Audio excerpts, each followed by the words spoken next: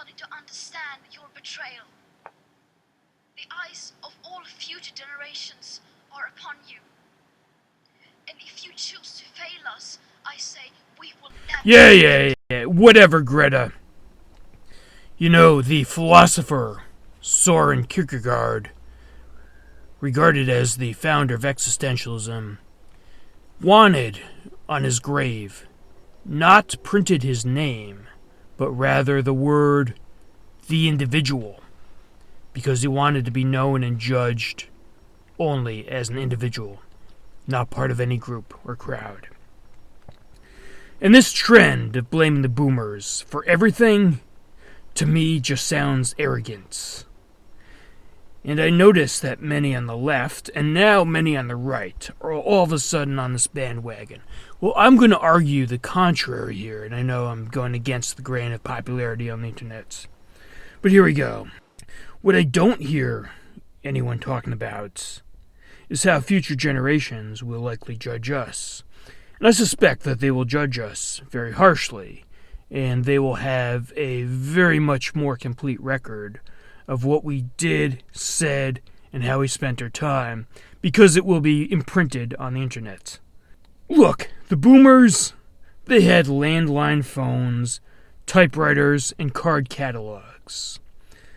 We have access, for the first time ever in history, access to almost every book, library, the world's information at our fingertips. Are we using this to become the next generation of Renaissance men and women, or man who used to be a woman, or whatever? Are we using this to develop and implement workable solutions to the problems that we complain of?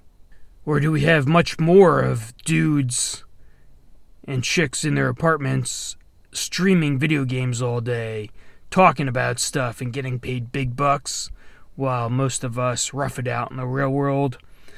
And then others of us that indulge in things like Funko Pops and retro culture and complain we can't do anything. Look, the Great Depression's generation, the silent generation or whatever called, if they had Funko Pops, they'd be melting those things down for oil to burn to make other things or to heat their homes. Look, if we don't get to work now solving the problems of today, future generations will have a justified right to hate us. Look, I don't even like the idea of categorizing everyone into so large a group as a generation and then passing judgment on all of them by judging that entire generation as a whole. People should be judged, like Soren Kierkegaard said, based on their individual level of participation in these problems. And if we're going to assign blame, then we must remember to assign credit to your parents or grandparents, whatever generation they were, boomers, X, or whatever. Did they, for the most part, give you a decent childhood? Did they try to instill something resembling a workable set of value system on you? If so, then remember to give them credit. And here's why I think anyone on the political right, currently blaming baby boomers, is going through some serious cognitive dissonance. It's actually a leftist mindset to lump everyone into one group and judge that group accordingly. Look what they do with cops every election year.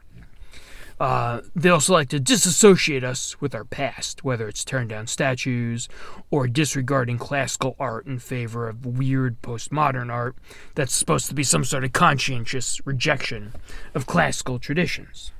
And how does spending your time watching a 15-minute video on YouTube complaining about the boomers move anything forward in life? What, is the right going to demand reparations from the boomers? And, this has probably been going on for every generation. Check out the movie with James Dean, Rebel Without a Cause. Well, thank you for watching. Hey, subscribe to my channel. Leave some comments. I want to hear from you. Even if you disagree with me, I want to hear from you. And until next time, life, liberty, and the pursuit of...